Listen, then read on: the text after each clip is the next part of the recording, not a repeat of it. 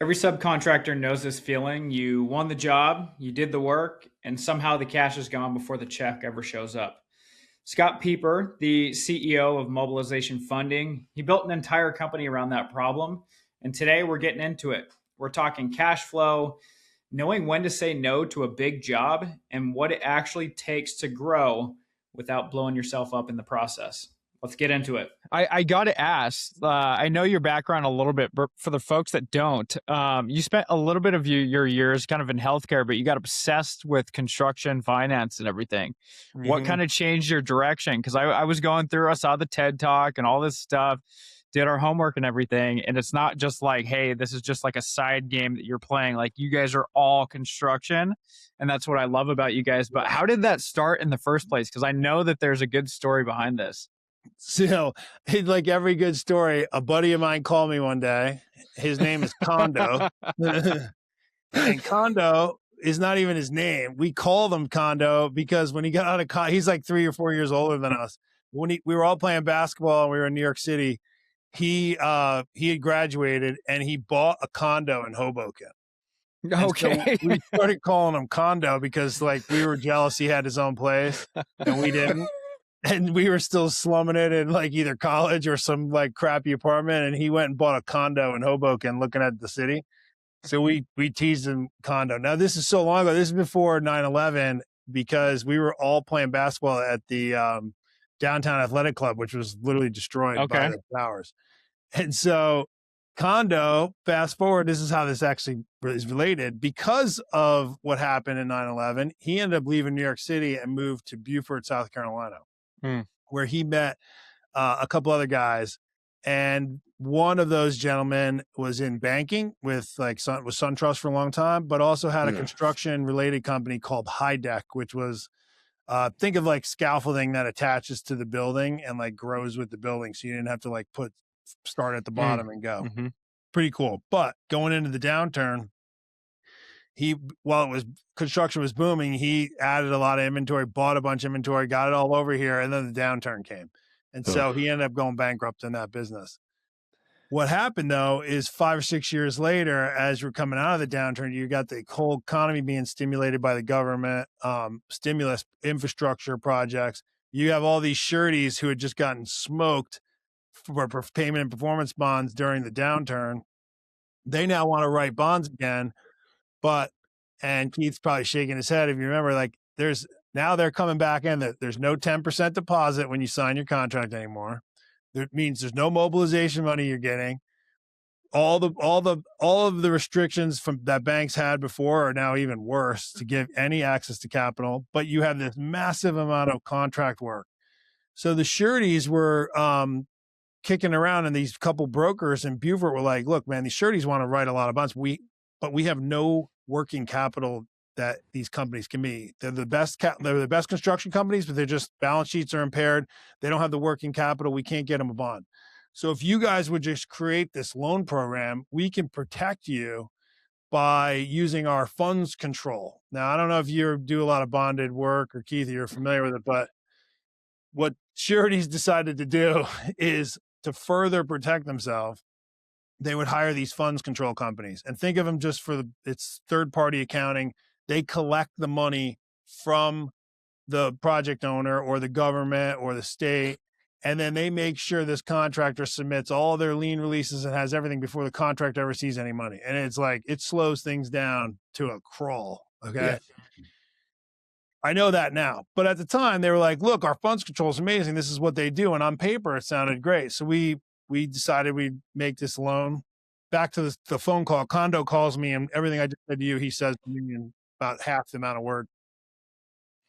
And I'm like, this is the dumbest idea I ever heard in my life. The lending to commercial contractors would be the stupidest idea.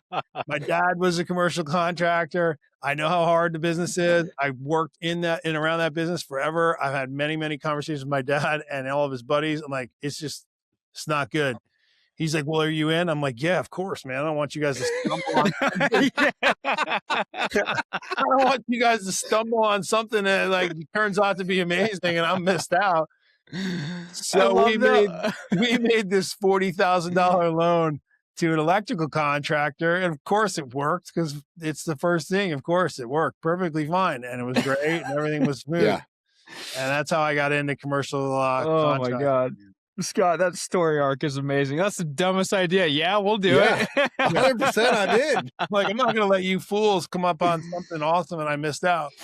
So, I mean, if I could be investing in real estate going into the downturn and lose money, I might as well find something that I know a little bit about. I didn't know anything about house flipping, and I certainly have my house flipping story that was my disaster. So we all got it, but that was it. But the real story, how it started, it grew from there and we did some things. But honestly, here's what happened. Just like any business, man, we had 4 partners. It was a side hustle for 3 of us, being one of them. And we had the one gentleman who had the idea, which is still the idea we do today. Is exactly what we do. He was running it, but it just didn't, he wanted, like anybody, you want the business to go too fast. You make all the mistakes everybody makes in business, and not everyone, but a lot of people do. You grow too fast. You want to take the profit out. We were doing too much too quick. And long story short, we started putting some constraints around him. He didn't like it. So he just quit. And when he quit, we had like $2 million worth of loans out, and me and one other gentleman had probably about $1.5 million or $1.6 million or so of that 2 million, not in our own money, but worse, in our friends and family's money. So we were, 50 grand here, 100 grand there, you got like their whole family. It's not even like one person with $1 million that you just not to talk to anymore, or he hates you or whatever. It's like everybody. Dumb, whole nother dumb. But it was great because it forced us to go figure it out. And so Matt and I split the customer base up, went and literally called these customers. I was working at Angiodynamics at the time as a healthcare company, selling medical devices. And we spent the better part of a year tracking the customers down. And some of them were like, man, I didn't know where you guys were. I didn't know what happened. And over that year, we learned the business and we figured out that, hey, you know what? Great idea. Huge problem. This will work. We just weren't doing we weren't executing on what we thought and said we were going to be doing. And the customers, some of them worked with us. Most of them did. We got the majority of that money back. And then we decided to open up our own office and really do it the right way. We got rid of the funds control from a third party. We do it ourselves. Funds control is important and you need to do it, but we should do it on our own, not for not using those third parties. They didn't really help much. And so that was how it was born. And then we really made all the mistakes you could possibly ever make. And any lesson you ever hear me talk about in any capacity was the ones we made from that point forward. The ones that were before that are like your frosting fell off your cupcake and you don't get all the frosting, right? Like it's like easy mistakes. These ones we made on our own were massive. So that's really was the learning lessons. So then what do you do today? Like from the early spot to today, tell for the people listening that have no idea who Scott Peper is, this is what we do. So our name of the company is Mobilization Funding. We make loans to commercial construction contractors for exactly what the name of the company is, for mobilization. So think about any specialty trade contractor, anyone. It could be a supplier, a fabricator, someone feeding into the commercial construction world. There's a period of time where from the time you get a contract or a work order or a task order or a master service agreement, whatever it may be, from the time you start to the point you start invoicing and getting paid, there is a gap there. And that working capital gap, that cash flow gap is exactly what we fill.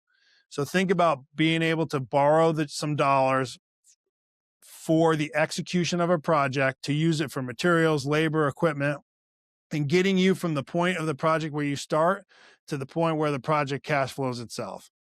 And that in any normal construction project, if we can become the source of capital that helps you get from the beginning to the point where it cash flows itself, between our loan and the dollars paid to you by your customer when you invoice them, that's all the cash you should really need. And depending on what your margin is and depending on how your supplier terms are and your labor and all that. But one of the things we've learned along the way is we map that cash flow out for all of our customers on the project. So we can tell them with using their schedule of values and the schedule that they want to keep and their budget, their cost, we can say, here's exactly how much money you need, when you need it on the job based on who you need to pay and when, and here's exactly how you can pay it back from pay up 1, 2, 3, 4, or however many, and exactly what the cost is going to be. And in that particular case, we end up costing customers typically somewhere between like 1 to 3% of their job, their margin, you know? So think about like, I got a 22% margin, I end up with a 20, but I ran the job the way I wanted to run it. Yeah. Great. How many people come to you with no idea what their margin is? Everybody has an idea, but is it accurate? And are you talking about margin or markup? Because there's two totally different things too. Well, that's a further rabbit hole to go in. I think that people use these financial terms and they cross contaminate the idea of one with the other, and then before long it's all just lumped into one category, and that's a dangerous. If you're sitting in growth mode, which is where a lot of these companies are that are coming to you, if you mix those two things up and you can't tell the difference, and you specifically can't identify the two differences that you've billed for, I warn people all the time. I'm like, look, just like taking deposits from people is a dangerous game to get into when you're 6 months behind on work. Getting loans on the front end without knowing exactly how it pencils is like going to the craps table. It's a dangerous game. Right. And you know what, Keith, that gets back to the beginning of what you guys were talking about, because you're exactly right. A lot of lenders, factoring companies, or let's just say capital sources. Maybe they're not even lenders. They're just capital sources, particularly private capital sources, because we all know banks don't really love construction as it is, and nor would they give you money in the capacity that you necessarily need it. Like, here's my new job. They'll look at your business when it's mature, provide you a line of credit, and all that's great. Most of our customers have some form of banking relationship to a degree. But to your point, if you don't know what your costs and margins are, and you just take money and a lender gives it to you, then the lender gets over their skis, they get nervous, they get worried. So one of the things we learned the hard way was we got to map these things out for people. Just because someone wants to, just because you want to give money out and someone wants to take it and they'll sign your loan documents, it doesn't mean that A, you should do it, and B, it definitely doesn't mean you're going to get paid back. And so neither one works in a long-term strategy. So that's why we developed that cash flow tool. That's why we give it away for free. That's why you hear me talk about cash flow, educate, provide tools for cash flow. That's all we do, is because with that, you can make appropriate loans. Businesses can grow. I have so many case studies of customers that have grown from a couple $1 million to 20, 30 million, $5 million to $100 million using our loan program. Sure, they bolt on bank lines, but you need capital to grow. You had mentioned, most of these lenders who are just trying to, enter into construction just doesn't even fit the model. You mentioned that when we started this, doesn't fit how construction works. But I'm kind of curious, like, I would imagine you guys have probably been through several iterations of this, Scott. I mean, even hearing kind of the origin story, it's obvious. Yeah. But what things have you guys learned where you evolved into getting the model right? Because I think you're spot on there. Is like, banks are constantly looking backwards. They don't want to fund the start of the project. And I think it's just broken, really. So I'm kind of curious, like, how have you guys evolved to get the correct structure for these guys? So there's a couple of criteria, things that just have to work. And they're not really any different than what everyone talks about, but how you analyze them and actually, I think with Keith's point, know what the real number is. Like, you can bid and think you have a 20% margin or markup or profit dollars of X, but you didn't factor in overhead. You didn't factor in overhead correctly. You didn't really, you missed your labor number by some amount. Labor. What if the project starts and stops? Are you going to lose your labor? Can you just tell them not to work today and they're cool with it? Or what do you got to do? So there's a lot of variables that just people don't know. As you're growing your business, and construction is no different, you just figure it out. Or you never figure it out and you just try to survive. And I think a lot of construction companies, as they bridge the gap between a lifestyle business where I'm earning my own paycheck, to actually I'm running a business and I'm making money. Of course, yes, I'm drawing a paycheck too, but I'm really building the business. Those are the things that we learned. So what happened there is You got to know two things. Yes, you need to bid the job. Yes, you need to know what your schedule is. Those things don't change. But you must know how your money is going to flow onto that job. And you need to know how the relationship of it flowing off the job, meaning how I'm going to build that schedule of values and when I'm going to get it back. Because, and I talked about this many times, and I gave a great example in the book I wrote. You can have $1 million job with $800,000 of cost. The exact same scope of work, doing the same thing every single time. Some jobs are going to require you to put $800,000 of cash into a job to make that 200, and other jobs are going to cost you only $250,000 of cash to make that 200. And if you were making investments of putting $800,000 out to get 200, not a bad return, 25%. If you could put $200,000 out to get a $200,000 return, that's 100%. That's even better. But if you don't understand what game you're playing before you start, you just think you're putting a new parking lot in with some curbs, and you don't figure that out. What happens is you get halfway out of the job, you got half the lot paved, you put $500,000 out on that job, but you haven't been paid yet, or you've only been paid $100,000 and you're not in the cycle. And then there's a weather delay. And then next thing you know, you're like, man, I don't have $750,000 to put out on this job. I only got the $300 I put out. Or matter of fact, I didn't know what I got. I just know I don't have any right now. Fixing that problem for contractors who come to us to ask for a loan is really the secret sauce. That's what made all the difference in the world for us. Because everybody will, one of the things about being a lender, Breck, is you don't have to sell. If you're willing to give somebody money and they need it, you don't have to sell them on that. They may ask you the cost, but if somebody needs it, they'll take it.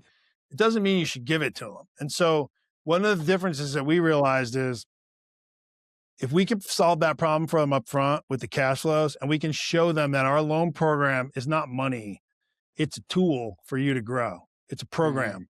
You have now found a program that allows you to execute work that you either otherwise would have said no to, or you otherwise would have gotten in trouble if you started too many jobs, or you want to do 3 or 4 jobs at a time instead of 1 or 2.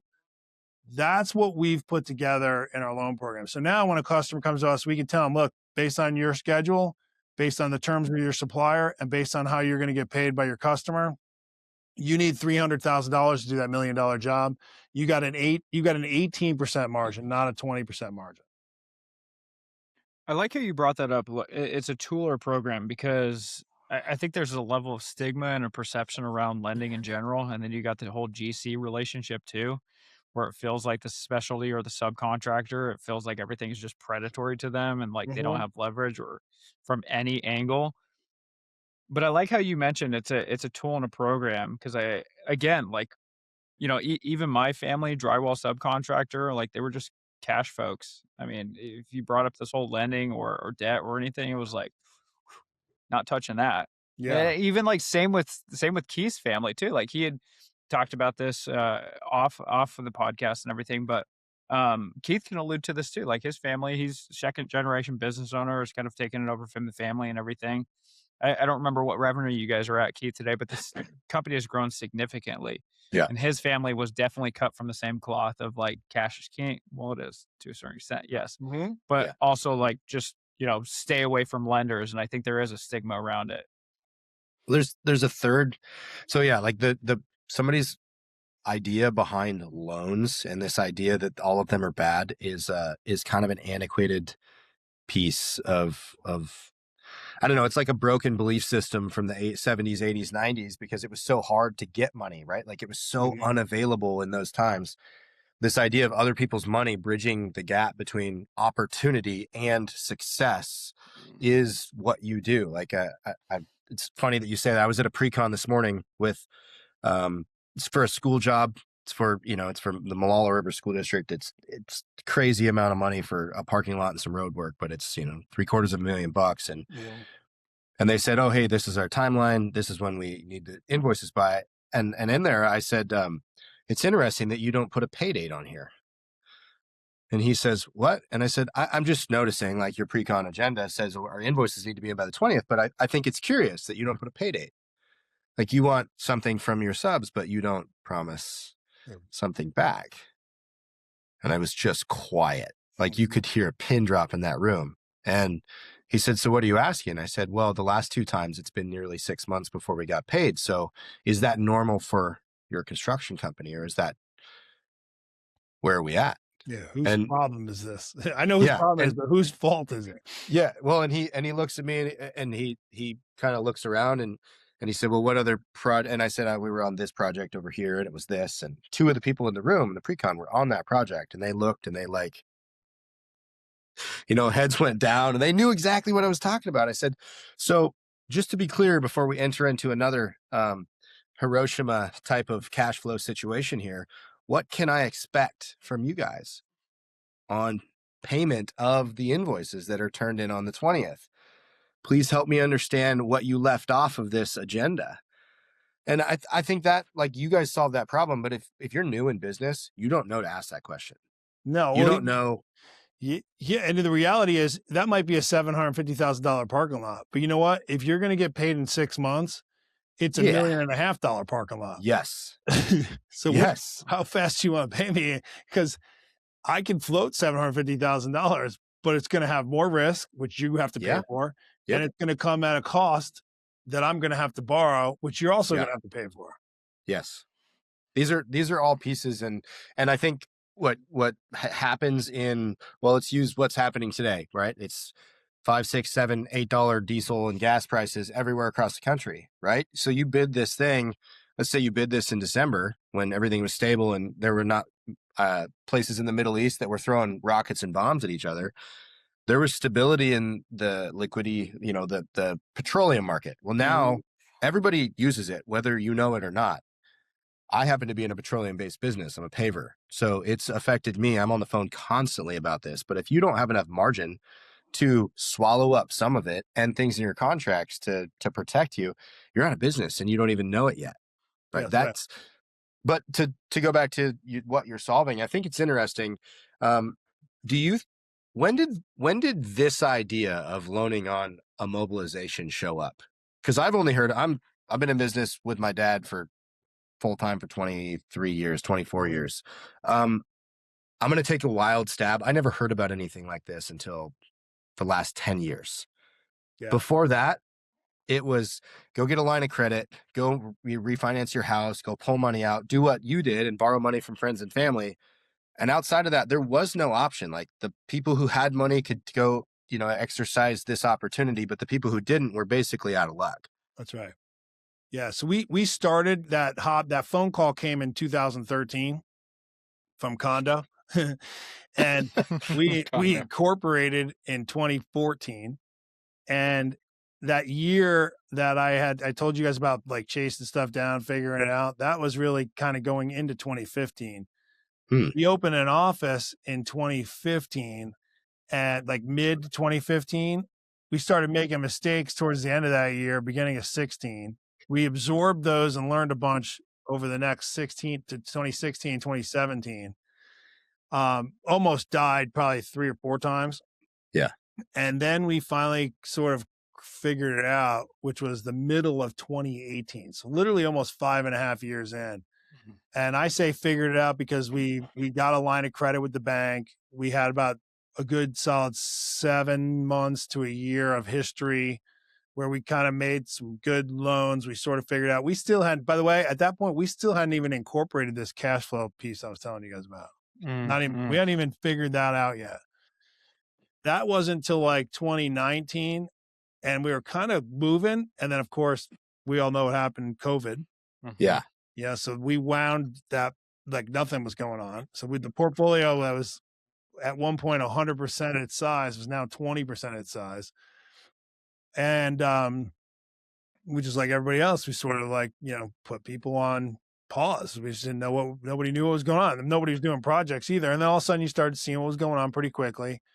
And then really it was like all of the end of 21, but really 22, 23, 24, and 25, we've just had, like we figured our system out. Sort of that's been where all of our explosive growth was. So really 8 years in to really figure out what we do today. And we're 13 or 14 years in to business. What was the thing that really transformed your ability to provide answers for the contractor? Knowing the cash flows, really determining that. Getting some use cases where people really realized it. Today, guys, the thing I'm most proud of is 80% of our funding comes from existing customers. Whoa. 80%. Really? So when I say like a loan program, I'm talking like we'd bolt on to a company like Keith doing whatever, anywhere from 2 million to 10 million, like say in revenue, but has a desire to do 20, 30, 40, 50, $70 million. And that's going to obviously take a few years to do, if not 5. And we become the liquidity source to do that, and like, there's only 2 ways to grow in construction. You can find a good borrower, lender, and use them properly and grow with them. You could get I guess there's 3. You could get the certified rich guy, right? And just, CRG, we call them, and they help you out because they just believe you, and you actually do a good job and figure out how to borrow money, and you grow as a contractor into a businessman, and all the worlds align perfectly there, and it works. Yeah. That's the hardest way, but I don't think that works that often, but it's there. But the other way, if you're just going to be super disciplined, is you eat garbage for 5 years and you just grind work after work, and you put literally 98% of the profit back in, and you grow a couple $1 million a year. You figure out how to perform. You make great decisions. You don't make too many mistakes. You're basically still taking the most minuscule salary you could possibly imagine. And you wait till you get through that cycle where you get to $4, $5, $6 million of work, and you get all the retainage of it, and it's actually paid to you, and there's no cost attached to that. And you all of a sudden 1 year end up with $600,000-$700,000 worth of the retainage finally paid to you, which, by the way, is going to take 3.5 years to get all of that, because you got to perform the work, then get paid. And meanwhile, you still grow. And then you make the perfect decisions, and you use that $600,000 or $700,000 to still grow, while you're still patient enough not to take any of that money yourself after you've busted your ass for 5 years to actually get it. And then you can take off at that point. That takes a shitload of discipline to do. And, if you have great mentors, or you're in the business, I mean, you might be able to do that, but that's not normal. And so otherwise, you bolt on and you get with a good lender who's looking out for you, or a capital source. They give you tools, they help you, they guide you, and you can grow. And this way, you do the same exact thing a lot faster, and you do it at a cost of margin instead of equity. Meaning, I'm going to borrow all this money in this loan program. I can do as much work as I need to do, and it's going to cost me 2 or 3% of my margin, but I own 100% of my company, or I don't have to bring in another equity owner. I don't have anyone else in my pocket. And then you lean on someone like us, who's done, at this point, we've done, I don't know, 10,000 projects. How long does it take one company to do 10,000 projects? So we've learned a lot from all these people. It doesn't matter what trade contract you are, the math's the same. It's all the same math.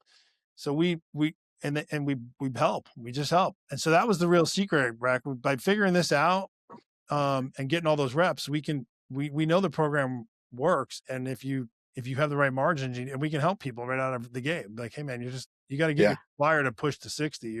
Otherwise you're going to have to put in $800,000 in that example instead of 3. Well, and then you can avoid the conversation with your entire family when money's tight too, right? Yeah. And then you can actually give yourself a raise in payroll, and a little bit, and live while you're using it. Otherwise, you got to really starve, man, and eat last. Yeah. You have to eat and. Keith, I think you guys were a little bit in that third bucket, the grind bucket, for a little bit, and then you guys grew up. Yeah. Both of us, like 10 years ago, total transparency, I got sober, and I was like, that, I owed my parents some money, and and it was grind. Like, I was the guy on the job. I was the guy taking the phone calls, writing the checks. Like it was a all in scenario. And you're right. Like you got to eat. What's Dave Ramsey say? You got to live like nobody else so you can live like nobody else. I don't agree with everything that dude says, but that's right. Like if you're a business owner, you got to push all the chips in, and you got to be the one to take out the trash and clean the toilets and be the first there and the last to leave for a long time. And then eventually you get paid for more than you do. Right? Do more than you get paid for, and then you get paid for more than you do.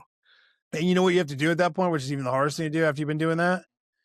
You end up with let's say you got $100,000 worth of profit in your business, and you're like, man, finally I can take some money. Nope. You got to hire the right person so you don't have to repeat what you just did for another year, because if you do that, you'll never grow. So you got to hire somebody with that money and still do all the same shit. Yeah. Oh, and then you got to write half that money to the IRS. That's my favorite part. Yeah. Whatever you think you got, just cut it in half. Yeah, exactly. Yeah. Don't even get me going on that, but that's a whole other point. I think one of the pieces, so like Breck's from California, I'm from Oregon. If you're in Florida, things are a little bit different than the People's Republic of the West Coast. But we have these things that I run into this a lot with guys that are in our industry, and they're like, how do you bid? How do you do these things? And they think that margin, that they forget about all the back end costs like overhead, and they say, well, what's this bonding thing? Can my insurance guy write this up? And I'm like, man, bonding's like it's like Pandora's box, right? When you start becoming a financial institution that happens to build things, and you're in the construction industry, which what you're talking about, commercial contractors are a financial institution that produce something physically that then creates more of the financial institution stability.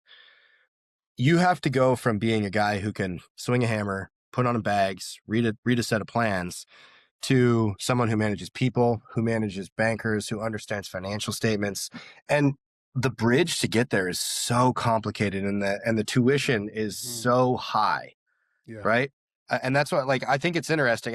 When what you said, when you take the schedule of values and you combine it with the bid schedule, and you tell these people, this is what we're seeing as a third party, looking at your schedule with your cash, the cash that you need to require, I bet the first time people see that, they go, oh my gosh, I've never looked at it from this perspective.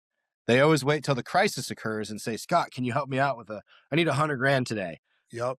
Well, you know what they do? They look at each other, they look at their buddy or a partner, and they're like, is that why on such and such job, blah, blah, blah, blah, blah happened? And they're like, yeah. Because you don't realize you got a $500,000 deficit until you're 40% of the work's in the ground or more. Now you're waiting to get paid. And then you say something to yourself like, if my customer just paid me right now, I'd be fine.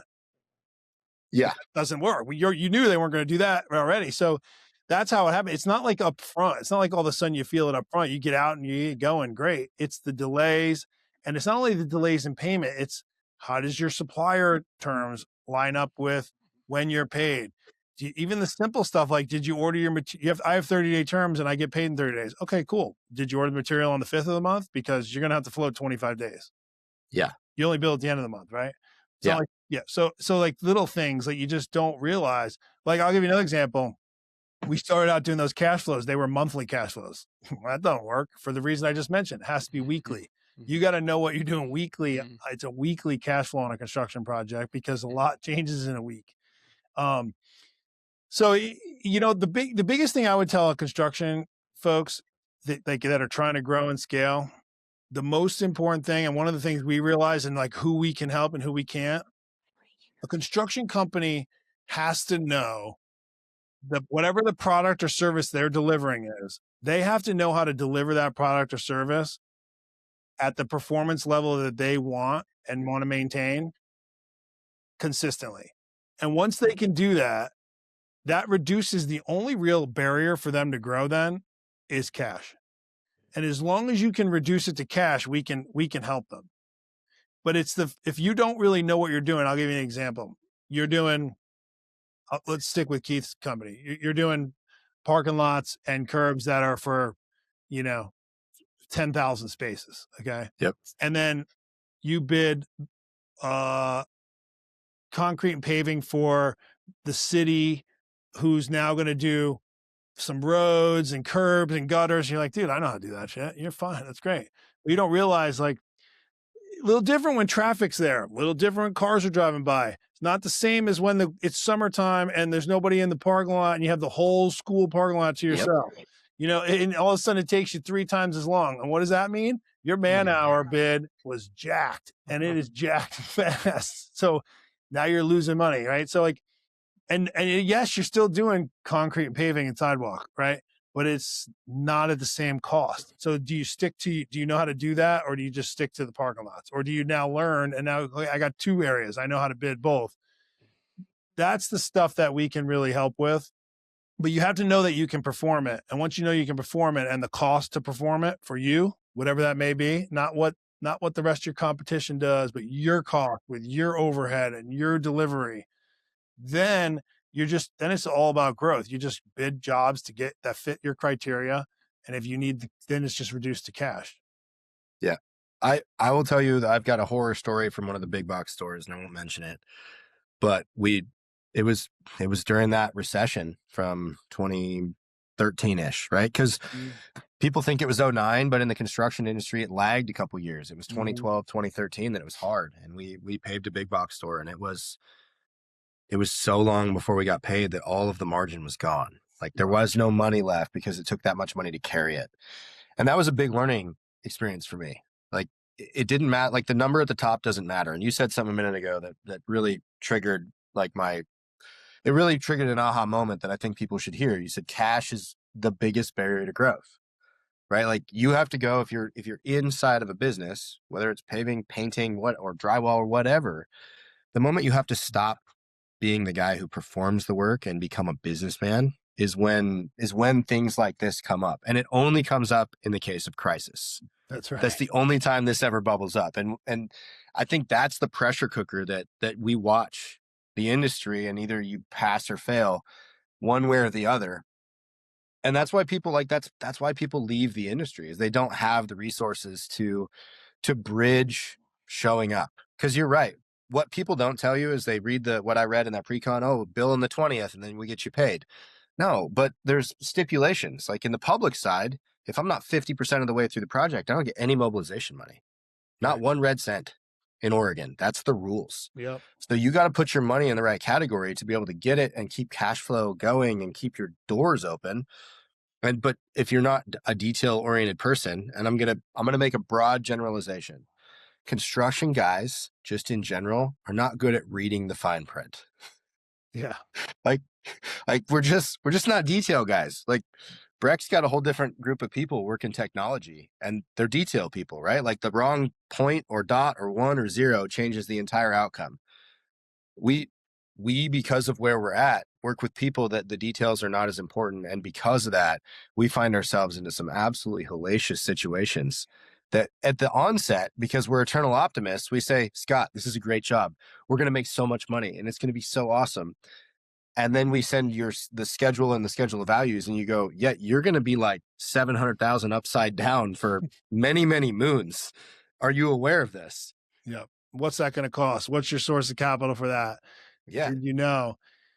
It's, you know what's cool though? I'll tell you though, Keith, when we do provide the information, okay, guys, to people, and we show them that, this is the best part. They know exactly what to do. They know exactly how to fix it. Yeah. Every time.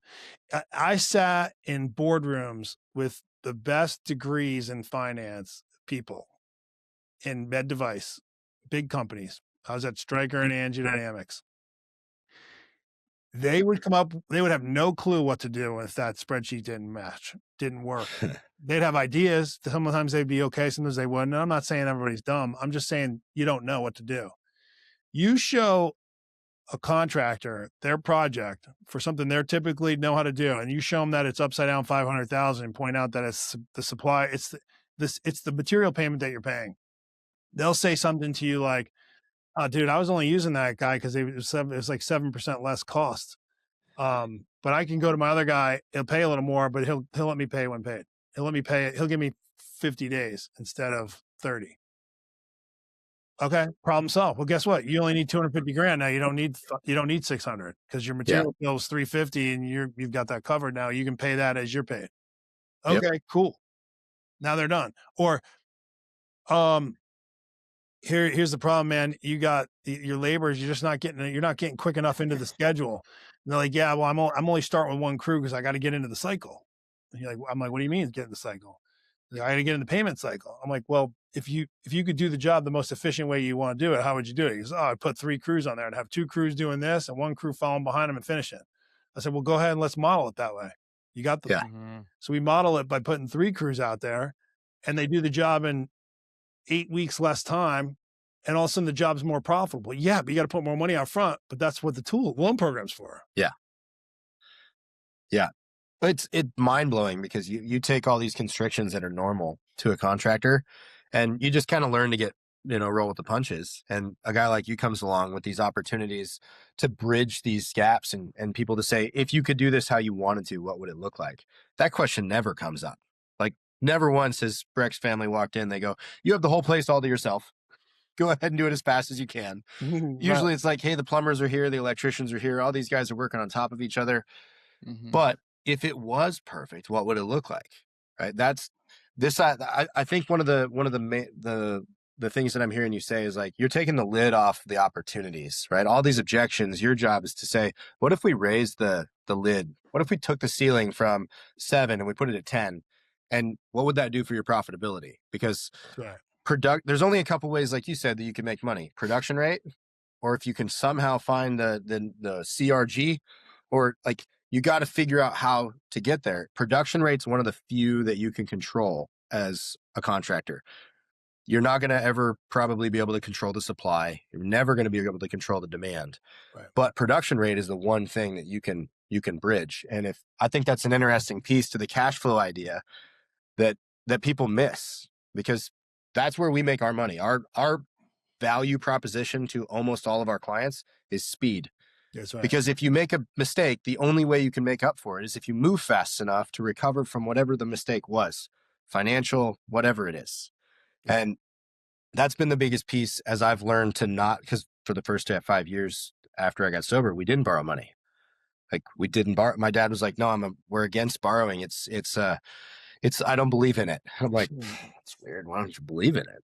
Right. But today I can say what it taught me was that I had to move fast enough that we could outrun the cash flow crisis.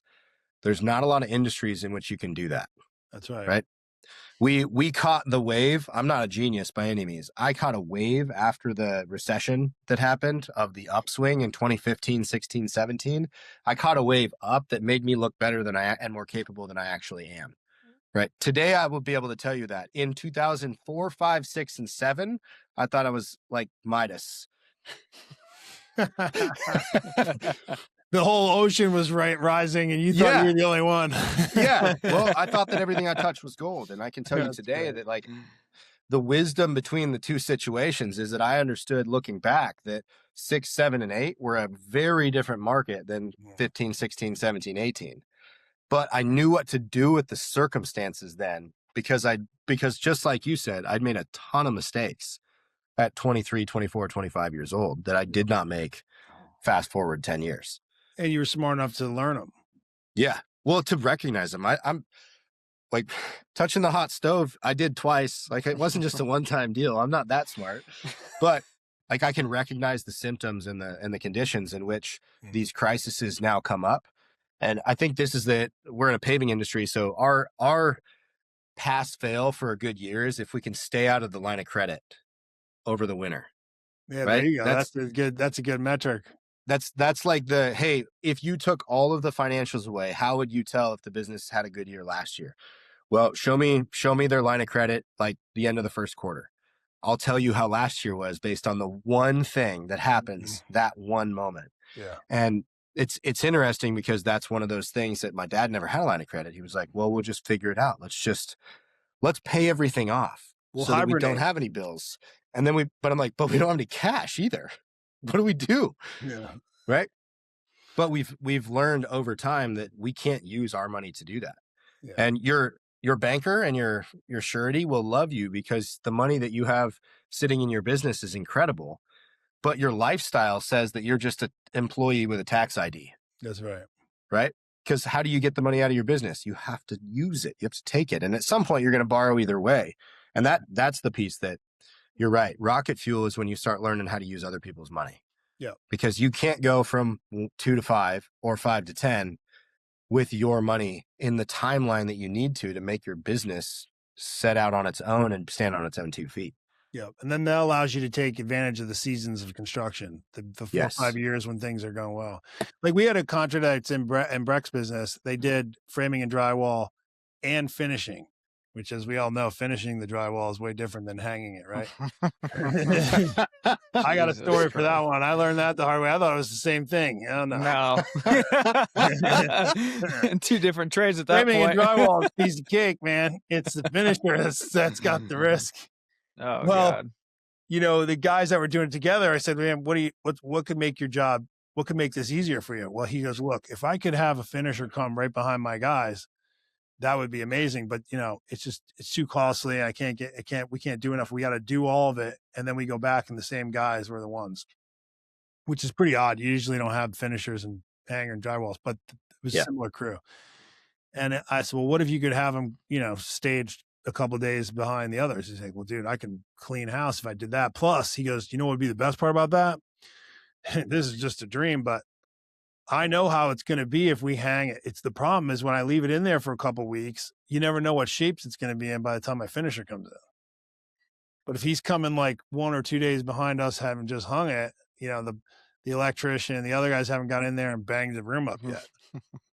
So I said, build out your performance schedule as if you're going to have your finishing crew just follow right behind your hanging crew. Dude, guy found like 8 or 9 points of margin. He was finishing jobs faster. And then what everything else do is he was done. He was done and saying like, okay, well, I'm done now. So like, if there's something else gets screwed up in this room, it wasn't like my finisher who had to like fix the mess up so that he could properly finish it because, you know, it just wasn't plumb anymore. There was a hole in it or there's a scuff in it or something else. He's not just patching the hole. So it's things like that you could think about that you'd think, wow, yeah, he had to borrow more money for the first 30 days, but he billed more. He also could build his schedule of values around finishing and framing drywall. And then it wasn't all the punch out stuff that they got crushed by. Now the plumbers and electricians had to be more careful, or anyone else that was going in there, because they were going to get deductive change orders if his guys had to go back and finish again something. But at that point, it wasn't on him.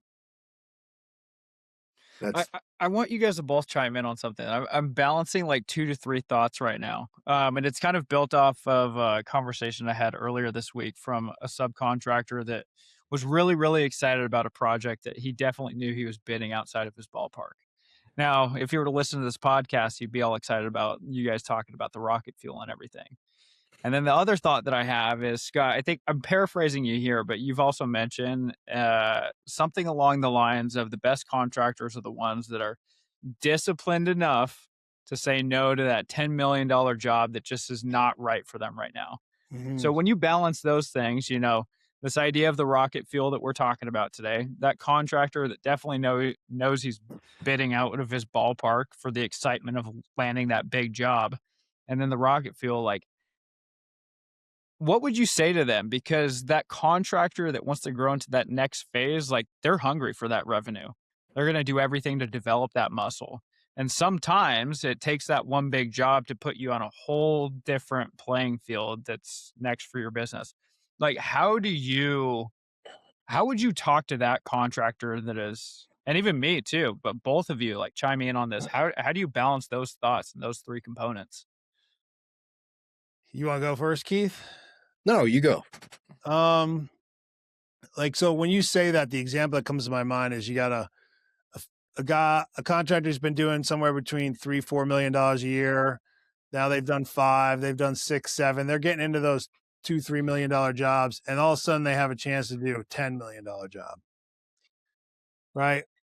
Just add zeros to any of those numbers. It's the same thing, right? Even the $20 million contractor that has a chance to do an $8 million job, and they're used to the biggest jobs they ever do is 3. That's massive risk that they don't necessarily realize. So it's all the same. Numbers really don't matter. What we say, because we see this all the time, a lot of people come to us because they've got that job that's outside their normal scope they can't do, and they need money. And that's the one they want to finance. So very often the no's that we are giving people to are for things that they really want to do and they need. The swing thoughts I would give you is you better have a lot more margin than you normally do on that job to cover and pay for the mistakes and the things you don't know. Here's what we hear when we say something like that. Now, you don't understand. Bigger jobs have smaller margin. I'm like, well, they're not for you, but not for you. They're not. They're just going to cost you more. Like, are you willing to let the success of this $10 million job make or break your entire company? Yeah. Why do you say that, Scott? I'm like, because if it goes wrong, man, you're everything that goes wrong. Like, take the last job you had that went wrong. And I said, walk me through it. They walked me through it. I said, okay, cool. Let's use the same percentages. On this job, you're $3.5 million out instead of 350. Can you recover from a $3.5 million? Can you float? You floated $350,000 on your $1 million job, no problem. But can you float $3.5 million? But are you using subs for this job, or do you have all the direct labor? No, we got all the direct labor. We hired a bunch of great crews. Awesome. Are they as well? How many superintendents you have? Oh, we have 4. How many do you normally have? We have 1. What if you think your other 3 are just as good as your best one? No, they're not. Okay, well, you're not going to have the same efficiency of labor. Oof. Well, I'll sub it out then. Okay, have you ever used those subs for? I mean, you just keep going. I'm like, you see where the risk is? I'm like, so it doesn't mean don't do it. It just means you better account for all these things. And the only way to account for those is margin. Because you don't want to have someone else's money. You don't want to introduce a lender, and now which is more risk. That makes the job riskier. So you're going to do it for less margin. You're going to take on more risk, put your whole company at risk, and personal. Introduce a lender that you never borrow money for. You're not used to borrowing money, and you're going to do this whole job. What are you going to do at the end? How are you going to estimate? What happens if you get your normal bread and butter $1, $2, $3, $4 million jobs that you have all the time? So those are the kind of things you talk through. And it doesn't mean don't do it. It just means you better have a plan for all these things. If you just close your eyes and take your first step like you would on any other normal job in your wheelhouse, boom. I'll give you another one. Same type of size contract, same size job as everything you're normally doing, but it's your first government contract. Keeps laughing out of PTSD. They're like, what, Scott? I don't understand. Like, you ever done a government contract before? Like, no. I'm like, talk to me about your back. I want to see Keith's face when I say this. My first question is, talk to me about your back office. They're like, what are you talking about? I'm like, who do you have in your office? I don't even care about the field work right now. I want to know who's in your office. Like, why? Yeah. You know what the kind of administrative burden you're going to have on a government project? You laugh. So this is like 2.5 inches. This is the Oregon standard specifications for construction. Yeah. If you don't know this book backwards and forwards, you have no business bidding a government contract. Yeah. I know this book and can argue this book left and right, forward and back, up and down, and it's saved our business legit. Yeah. But if you don't spend enough time, or here's another one. Do government contract all the time, Scott? It's awesome. I love it. It's perfect. I'm like, cool, great. Are you the prime? Nope. Okay, cool. Who's the prime? They say it. I said, has the prime ever done any government work before? I don't know. I'm like, well, you better find out, bro, because the subs aren't the ones that get hosed the most. It's the subs working for the prime that's never had a prime contract, and they just assume that because they're a prime, they've done it before. That's the reason we got in the financial crisis in 2009 and 2010. We worked for generals who were going out of business left and right because they were, you hold your 10% retainage, and they were filing bankruptcy, and then the 10% was gone. They'd spent our money and then filed bankruptcy immediately on it. Yep. I got a couple pieces of feedback on that. So my question when people walk into situations like that, because the paving world's small. Like, there's probably 50 or 100 of us here in Portland. I know most of them. I have most of the owners' names and cell phones in my phone. And they'll call me and talk to me about this. And there's a couple questions I ask. How much network capital do you possess? Mm-hmm. And they're like, what does that mean? I said, so when shit hits the fan, when everything goes sideways and your You have nothing left. Who can you call, and what chits can you pull in? What things are in your repertoire of like, I have favors that I can request? Because it's going to take all of them when you do this job that's 5 times what you normally are accustomed to. The other one is, how much can you afford to lose? Like, how much money can you afford to lose? And the last one is, talk to me about when everything goes wrong. Like, what's it look like? Like, are you the type of person that when things get hard, you grow into the leader that needs to be to push through? Or are you the guy that disappears and your voicemail's full and your text messages all of a sudden get returned? Because when you get into these high pressure environments, because you're right, the work is no different. It's no different. It's exactly the same. The stakes grow 3, 4, 5, 10 times more. If you don't have the ability of the back office or the understanding to be able to wade through when things go sideways. Like I sent an email this morning because an engineer asked for us to turn in a list for a change order. The very same engineer denies it. And I send the copy of the revised plans and the email he sent saying, send us a change order to his boss and all the city people. And I said, please help me understand why, in an effort of good faith, we do this and we should be denied. I didn't say that I had any basis for it whatsoever. And I said, I'm going to push you under the bus, right? This is a dog eat dog world, and you have to play within the parameters that's out here. But if you don't know where those fence poles are, you're screwed. Yep. You're screwed. And I think it's important. Like there's a ton of opportunity. Like I had somebody call me this morning and they said, what's this year look like? I said, I'm not bearish, but I don't know if I'm bullish. I think we're going to be roughly where we were last year. I would consider, with the economic situation today, a flat year a success. And they're like, really? And I said, would you? Like, knowing what's going on right now with the world and like the uncertainty, if you produce the same amount of revenue and the margins were roughly the same, would you consider that a good year? And they're like, yeah, I guess so. I said, well, that's like the top line of what I'm hoping for this year. Yeah. Like and growing businesses too, they don't just grow straight up. They grow, you plateau a year, you've reorganized, you warp some systems, you retrain, rehire, then you grow again. It's like, it goes in 4-year cycles. You kind of grow for 3 and balance out. Then you grow another 3 years. I mean, if you're healthy, that's healthy growth. We focused a couple years. 1 year. Yeah.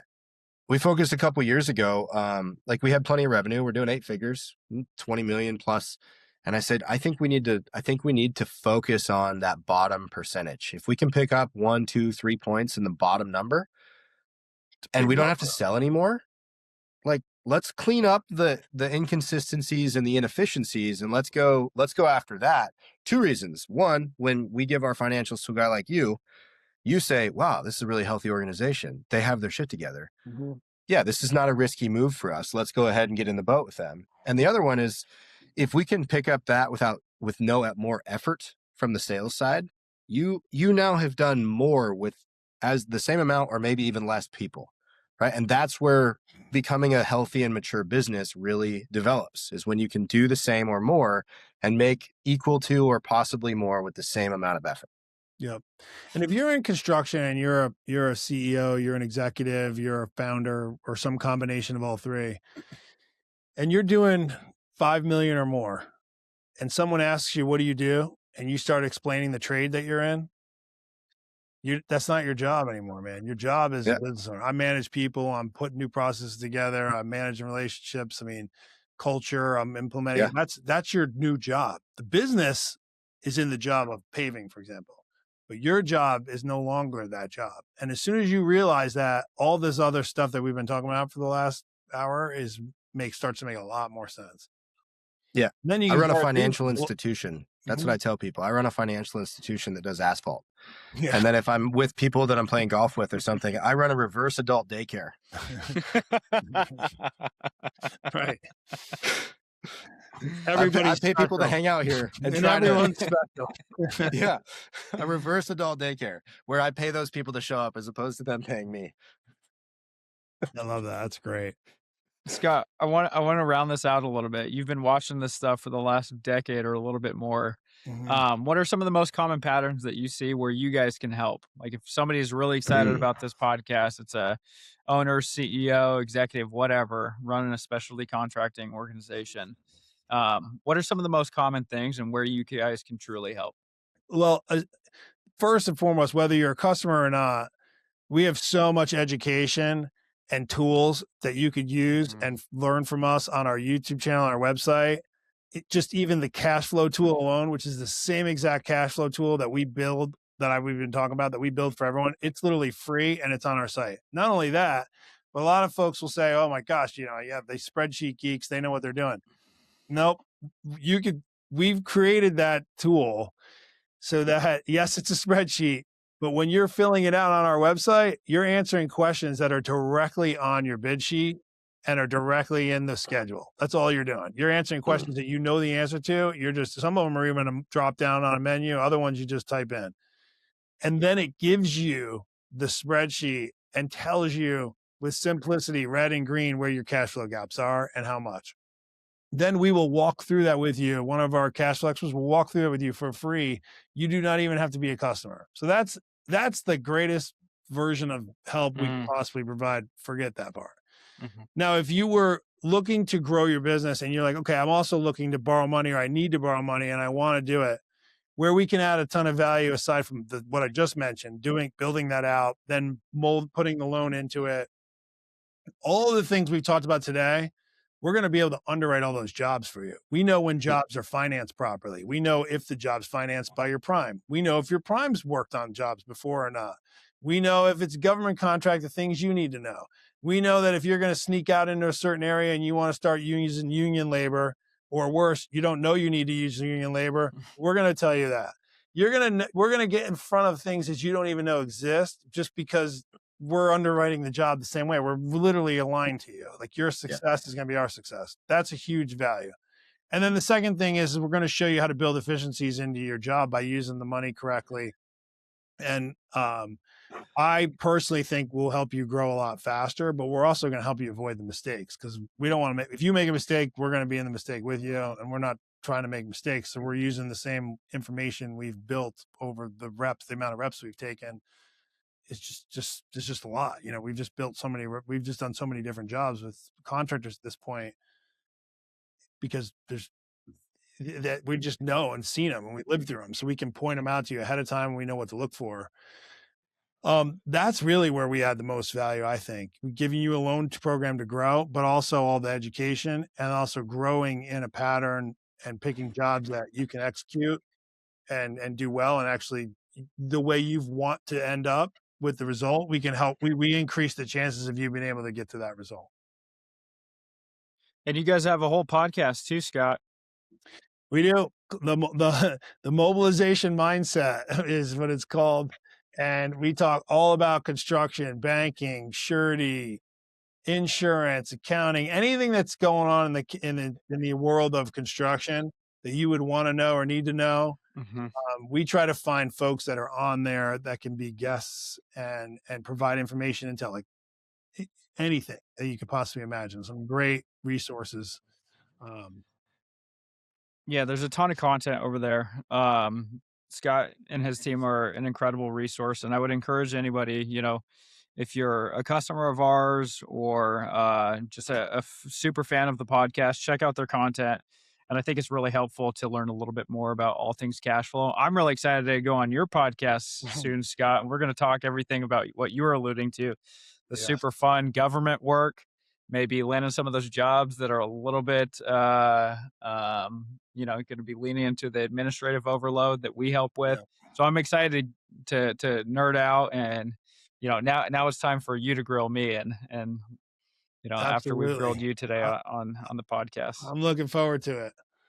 Nothing funner than admin work and government work, right?